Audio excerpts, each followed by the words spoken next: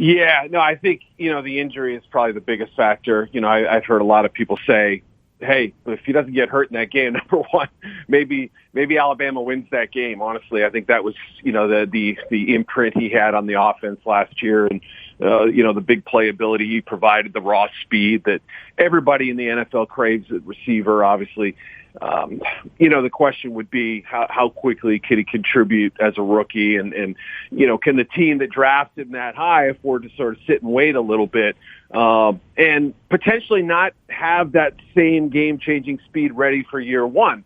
Vertical speed, though, typically after an ACL returns pretty quickly. It's the lateral quickness that you worry about, and obviously that's a phase of his game as well. But, yeah, I mean, I think I don't know if he would have been the clear-cut number one without the injury, but I think he would have had a much stronger case. And I think it comes down to kind of the specific needs of the teams drafting receivers. And, if you're, let's say, the Jets at 10 or the Commanders at 11, I feel like they're a little bit more itchy to get somebody on the field right away than, say, the Chargers, who have Keenan Allen and Mike Williams, or, if the Kansas City Chiefs trade up, they can wait, right? I mean, it's not like you have to have this guy 100% ready to go at the start of training camp. So, it's hard to really say, given that I think we'll see at least one or two trade ups for wide receivers, and the contracts, the veterans have received this offseason.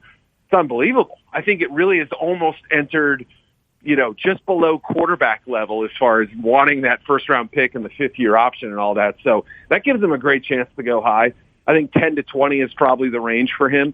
You could make a case that he could be the first one taken. You could also envision a scenario where he's the fourth receiver taken. But either way, I just don't see him getting out of the top 20 with all the teams looking for receivers, and the expected run that happens in that range.